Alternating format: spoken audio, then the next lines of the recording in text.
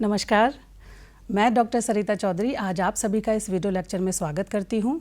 आज हम बात करेंगे एक नए एजुकेशनल रिसर्च पैराडाइम पर जिसका नाम है इंटरप्रेटिविज़म या कंस्ट्रक्टिविज़म।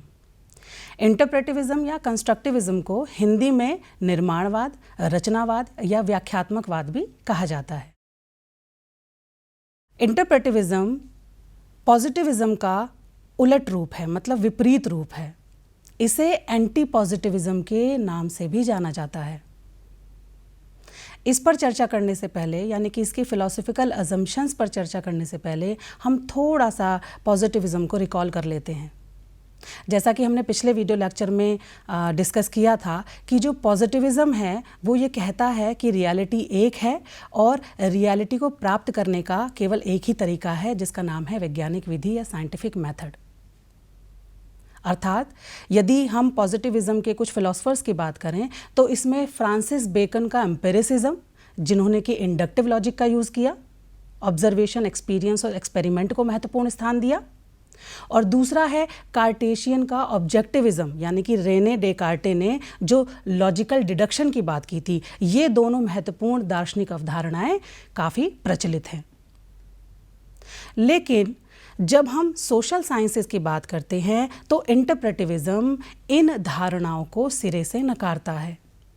जैसा कि पॉजिटिविज़म ये कहता है कि चाहे नेचुरल साइंसेस हो या चाहे सोशल साइंसेस हो, दोनों ही सेम मैथडोलॉजिकल और लॉजिकल फाउंडेशन को शेयर करती हैं। यानी कि दोनों साइंसेस, चाहे प्राकृतिक विज्ञान हो चाहे सामाजिक विज्ञान हो, दोनों में सत्य को खोजने का एक ही तरीका है, यानी कि मैथडोलॉजी एक है और उसके पीछे का जो लॉजिक है वो भी सेम है, वो भी समान है। लेकिन फिर इस फिलोसफिकल डिबेट्स में कुछ दार्शनिक आए जो है 20वीं शताब्दी के मध्य में, जिसमें कि इमैनुअल कैंट हैं, विल्हेम डिल्थे हैं, मैक्स वेबर है, हसर्ल एंड शर्ट्ज़ हैं। इन्होंने इस फिलोसफिकल डिबेट में हिस्सा लिया और ये कहा कि भाई सोशल साइंसेज में हम जिस रियलिटी की स्टडी करना चाह रहे हैं वह रियलिटी तो ह्यूमन बीइंग्स की है, ह्यूमन माइंड्स की स्टडी है, जो कि कैसी है, जो कि डायनामिक है, गत्यात्मक है, परिवर्तनशील है, फ्लूइड है और कोवर्ट है, आंतरिक है। बाहरी रूप में, मूर्त रूप से हमें दिखती नहीं है वो रियलिटी। और दूसरी तरफ हम जब नेचुरल साइंस की बात करते हैं वहाँ की रियलिटी तो ओवर्ट है और स्टैटिक है, क्योंकि वहाँ हम पैटर्न का पता लगा रहे हैं और उसको जनरलाइज कर दे रहे हैं। तो यहाँ पर कहने का अर्थ ये है कि जो ये फिलोसफर्स थे, इन्होंने बताया कि सोशल साइंसेज में हम नेचुरल साइंसेज के मेथड्स को अप्लाई नहीं कर सकते। अब यदि हम इमैनुअल कैंट के दार्शनिक विचारों पर थोड़ा सा प्रकाश डालें तो वो क्या कहते हैं। इमैनुअल कैंट ये कहते हैं कि नॉलेज जो है, नॉलेज यदि इस पूरे यूनिवर्स में देखा जाए तो नॉलेज के अंतर्गत दो बातें सम्मिलित हैं। एक तो है स्टडी ऑफ नेचर और दूसरा है study of morals. Study of nature का मतलब है study of laws of nature और स्टडी ऑफ मॉरल्स का मतलब है study of laws of morals. तो जब हम स्टडी ऑफ नेचर की बात करते हैं, तो जब लॉज ऑफ नेचर की बात करते हैं, तो उसके रूप में जो हमें नॉलेज प्रोड्यूस होती है वो हमें थियोरेटिकल नॉलेज, यानी कि सैद्धांतिक ज्ञान के रूप में प्राप्त होती है, जो कि ठीक है, जिसको हम टेस्टिंग करते हैं, वेरीफाई करते हैं और जिसके अंतर्गत हम सत्य को स्थापित करते हैं और जिसे नाम दिया जाता है पॉजिटिविज़म में साइंटिफिक मेथड का। ठीक है, नो डाउट। लेकिन उन्होंने कहा कि जब हम स्टडी ऑफ मॉरल्स की बात करते हैं, मॉरल्स का मतलब क्या है, आचार विचार, हमारे व्यवहार, हमारी नैतिकता, तो इसका मतलब है कि इसमें हम आचार विचार व्यवहार के नियमों की बात कर रहे हैं और इससे जो नॉलेज प्रोड्यूस होती है, जब हम इसके नियमों का अध्ययन करते हैं, आचार विचार या व्यवहार के नियमों का अध्ययन करते हैं, तो इसके फलस्वरूप जो ज्ञान हमें प्राप्त होता है वो थ्योरेटिकल नॉलेज के रूप में नहीं, वो प्रैक्टिकल नॉलेज के रूप में हमें प्राप्त होता है, यानी कि व्यवहारिक ज्ञान के रूप में हमें प्राप्त होता है। और जैसे ही हम व्यवहारिक ज्ञान की बात करते हैं तो व्यवहारिक ज्ञान में उन्होंने कहा कि डिसीजन मेकिंग भी तो इन्वॉल्व होती है, निर्णय लेने की प्रक्रिया भी तो इन्वॉल्व होती है।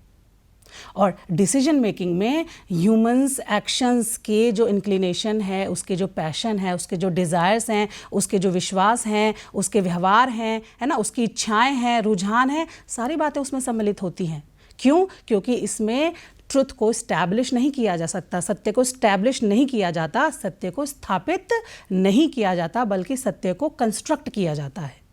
अब यदि हम इनके विचारों को यदि समराइज करें तो उन्होंने कहा कि किसी भी वस्तु, परिस्थिति या घटना का सत्य एवं वास्तविक ज्ञान वैसे प्राप्त नहीं किया जा सकता जैसी एक्चुअली वो घटना या परिस्थिति है।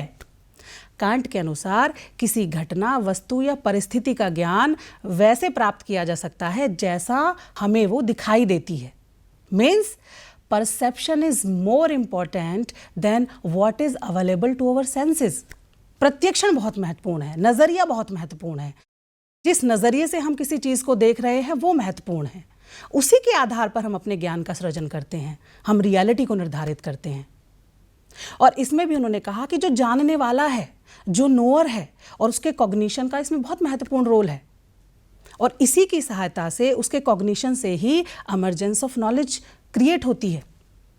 अब यदि हम विल्हेम डिल्थे के विचारों की बात करें तो उन्होंने ये कहा था कि नेचर और कल्चर ये दोनों तो इनहेरेंटली और इररिड्यूसिबली डिफरेंट चीज़ें हैं, बिल्कुल अलग चीज़ें हैं। एक तरफ प्रकृति है, एक तरफ संस्कृति है। इन दोनों को मिक्स्ड नहीं किया जा सकता। क्यों? क्योंकि दोनों की ऑन्टोलॉजी अलग है, और जब दोनों की ऑन्टोलॉजी अलग है तो इनका मेथड्स ऑफ इंक्वायरी भी अलग होना ही चाहिए। कैसे अलग है? क्योंकि जो नेचर है उसकी ऑन्टोलॉजी क्या कहती है कि रियलिटी एक है, लेकिन अकॉर्डिंग टू विल्हेम डिल्थे ये कहते हैं कि जो संस्कृति है, जब हम संस्कृति की बात करते हैं, संस्कृति का मतलब ह्यूमन माइंड्स, ह्यूमन वैल्यूज़ और ह्यूमन जो मॉरल्स की बात करते हैं, वो जो रियलिटी होती है वो तो मल्टीपल है। तो दोनों की ऑन्टोलॉजी डिफरेंट हुई तो मेथड्स ऑफ इन्वेस्टिगेशन भी डिफरेंट होना चाहिए। उन्होंने कहा कि यदि हम किसी समाज की संस्कृति का अध्ययन करना चाहते हैं तो वहाँ पर रहने वाले, मतलब उस संस्कृति में रहने वाले लोगों की इंक्लिनेशंस का, उनकी डिज़ायर्स का, उनके पैशन का, उनके गोल्स, ऑब्जेक्टिव्स का अध्ययन करना होगा। तब हमें पता चलेगा कि वहाँ की रियलिटी क्या है, वहाँ के लोग कैसा सोचते हैं, क्या उनकी इच्छाएँ हैं, किस इच्छाओं के वशीभूत होकर वह व्यवहार कर रहे हैं। इसी तरह से यदि हम वेबर की फिलॉसफी की बात करें तो वेबर ने भी इंटरप्रेटिव अंडरस्टैंडिंग पर जोर दिया, यानी कि व्याख्यात्मक समझ या व्याख्यात्मक बोध पर जोर दिया। तो यदि हम दोनों की बात देखें कि विल्हेम डिल्थे और मैक्स वेबर ने एक इसको कंक्लूड फॉर्म में इस तरह से बताया कि ह्यूमन एक्शंस को इंटरप्रेटिव एम्पैथेटिक अंडरस्टैंडिंग द्वारा जाना जा सकता है। देखिए क्या कहा हमने, interpretive empathetic understanding of human actions. Interpretive मतलब व्याख्यायित रूप में। जो रियलिटी है वो क्वांटिफाई नहीं की जा सकती, उसको व्याख्यायित हमें करना पड़ेगा। कैसे व्याख्यायित करना पड़ेगा कि जब ह्यूमन इंटरेक्शन हो रहा है तो वो किसी ना किसी रूप में एक दूसरे से बात करेंगे, अपने विचारों को, अपने जो व्यवहार है, अपने विश्वास है, अपने मूल्य हैं, उनको साझा करेंगे। उससे रियलिटी जो निर्मित होती है वह हमें रियलिटी को जानने का एक वास्तविक तरीका है। दूसरी बात इन्होंने कही एम्पैथेटिक। एम्पैथेटिक का मतलब यह है कि रियलिटी को उस रूप में जानना जैसे अन्य लोग उसे अनुभव कर रहे हैं। तो इट मीन्स क्या हुआ कि ह्यूमन एक्शंस को, मानव की क्रियाओं को, मानव के व्यवहार को कैसे जाना जा सकता है? Through interpretive empathetic understanding.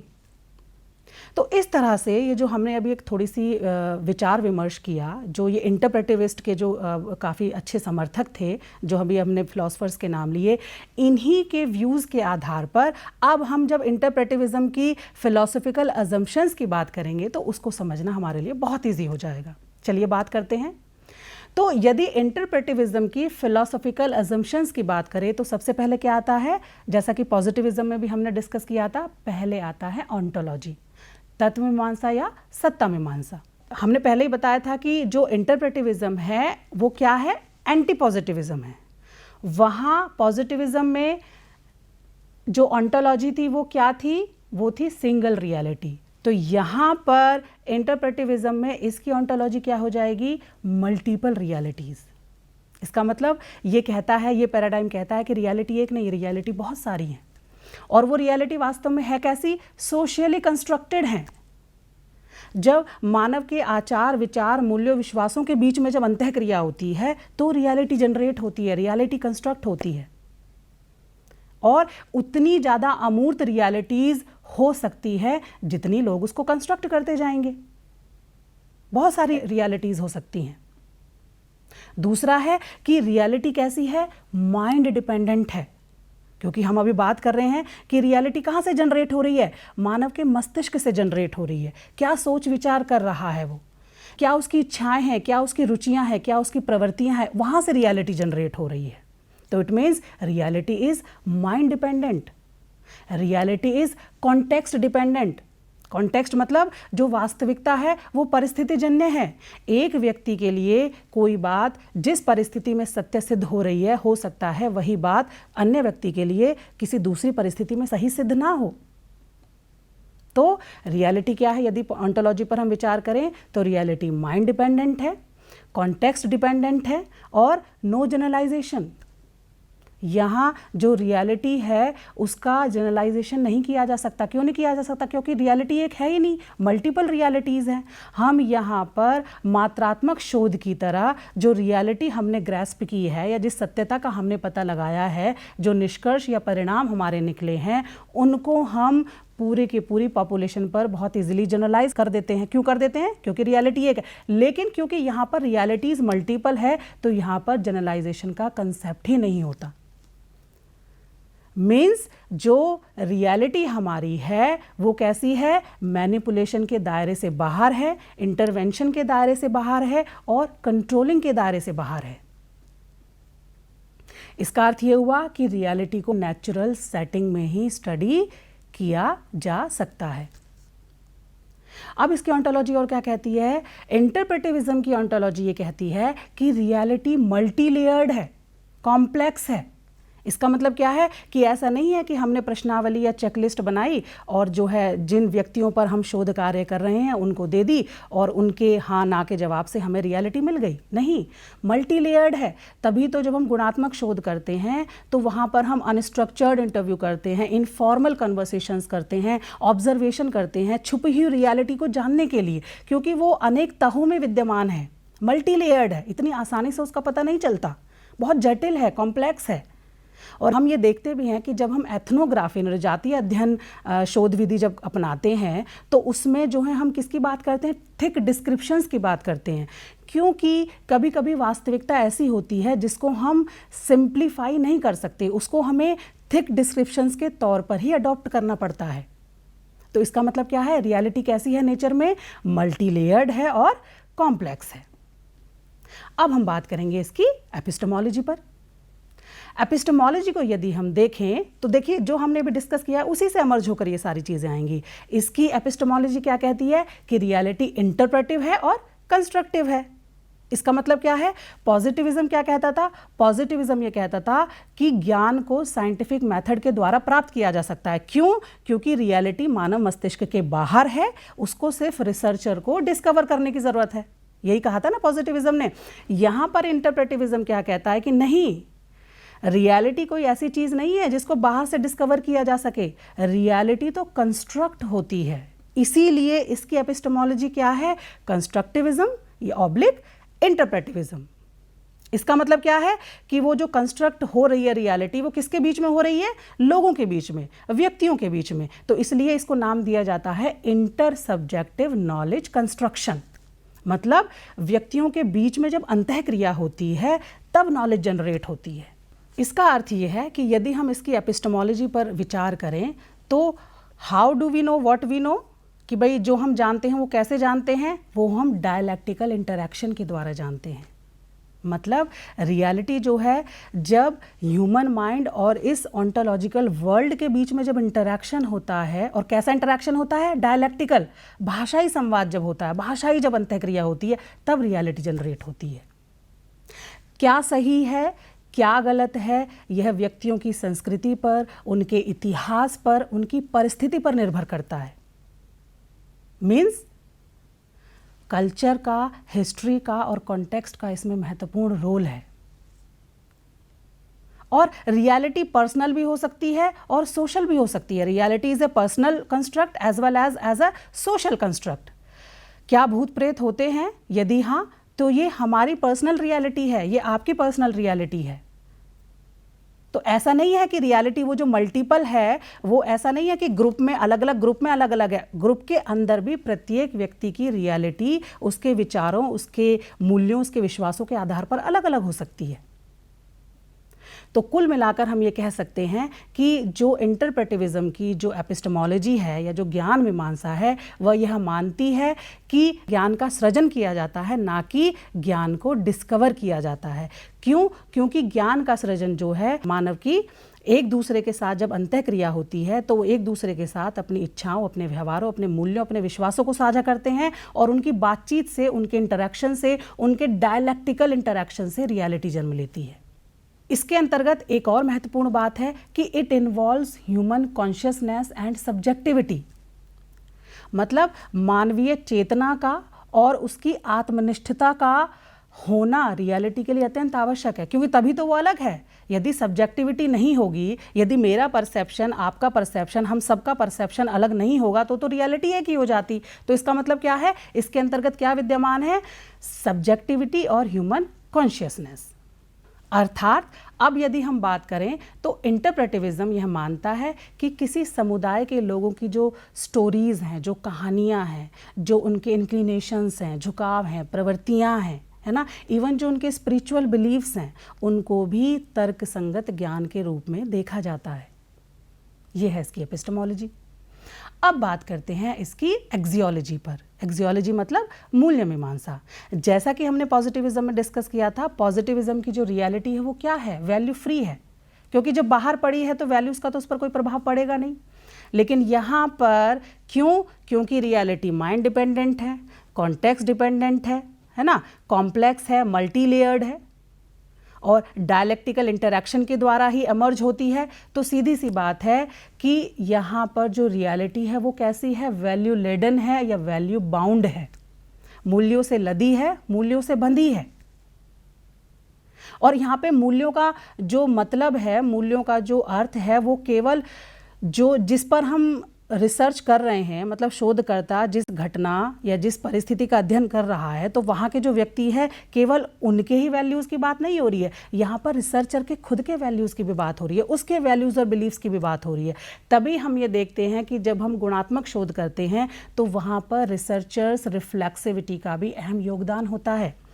वहाँ पर रिसर्चर अपने मेथड्स पर, अपनी इंक्वायरी पर, है ना, अपने हर प्रोसीजर पर डाउट करता है ना, अपने बायसेस को भी रिपोर्ट करता है।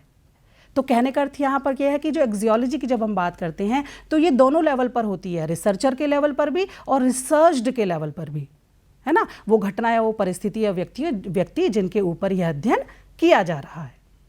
तो कुल मिलाकर हम क्या कह सकते हैं कि जो इसकी मूल्य मीमांसा है वो क्या कहती है कि रियलिटी मूल्यों से परे नहीं है, मूल्यों में रहकर ही रियलिटी जनरेट होती है। अब यदि हम इसमें एक उदाहरण की बात करें तो जैसा कि थॉमस महोदय ने कहा है कि यदि हम किसी घटना को सत्य मानते हैं तो उस घटना का परिणाम भी सत्य होता है। ये हमारे मूल्यों की बात हो रही है, हमारे विश्वासों की बात हो रही है ना, हमारे बिलीव्स की बात हो रही है। कैसे? यदि आप ये मानते हैं कि जिस चेयर पर आप बैठे हैं उसके नीचे सांप है तो आपका व्यवहार भी उसी तरीके से मोल्ड हो जाएगा, उसी तरीके से चेंज हो जाएगा, आप व्यवहार भी उसी अनुसार करेंगे जैसे कि आपकी चेयर के नीचे सांप है। इसका मतलब घटना का परिणाम भी आपके बिलीफ से इंस्पायर्ड है। तो यही इसकी एक्सियोलॉजी है। अब हम बात करते हैं इसकी मेथडोलॉजी पर।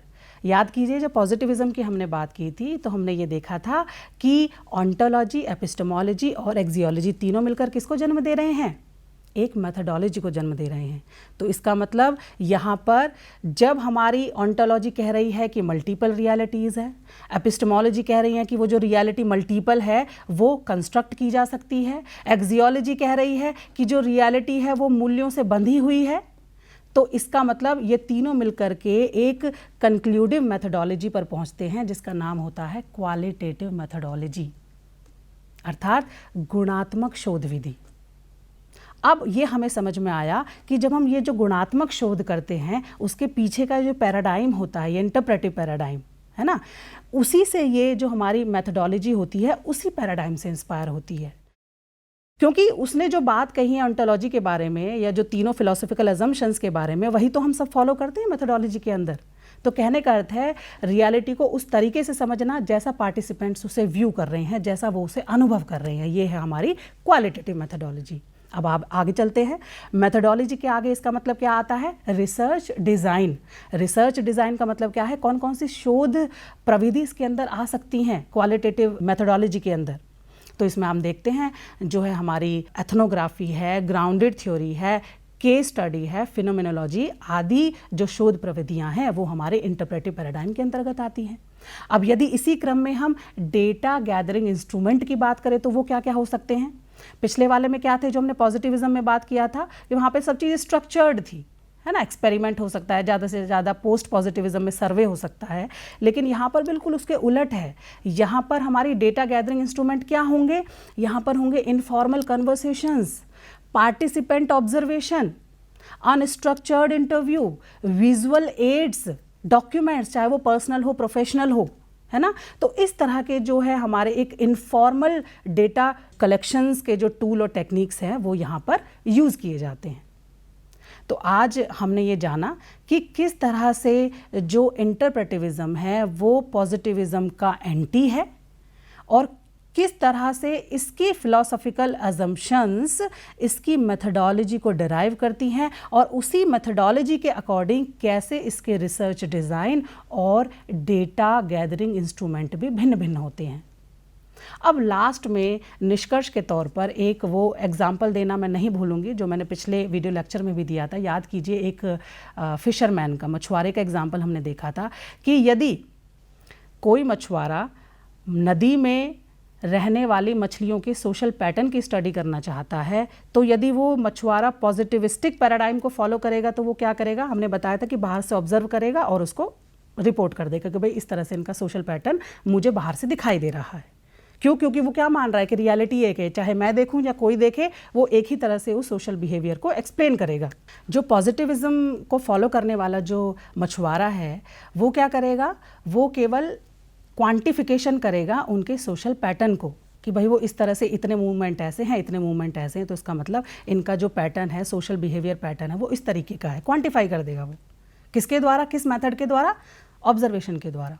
ज़्यादा से ज़्यादा पोस्ट पॉजिटिविज्म में वो एक सर्वे या स्ट्रक्चर्ड इंटरव्यू अंदर जा करके एक वेट सूट पहन करके ले सकता है। लेकिन यदि वह मछुआरा इंटरप्रेटिव पैराडाइम को यूज़ कर रहा है, इंटरप्रेटिव पैराडाइम का समर्थक है, तो वो क्या करेगा? एज अ रिसर्चर वो क्या करेगा? वो उस पानी में उतरेगा, अंदर जाएगा, उन मछलियों के साथ एक रैपो स्टैब्लिश करेगा, उनके साथ टाइम स्पेंड करेगा, उनके साथ तैर के देखेगा, उनके एक्सपीरियंस को अनुभव करेगा।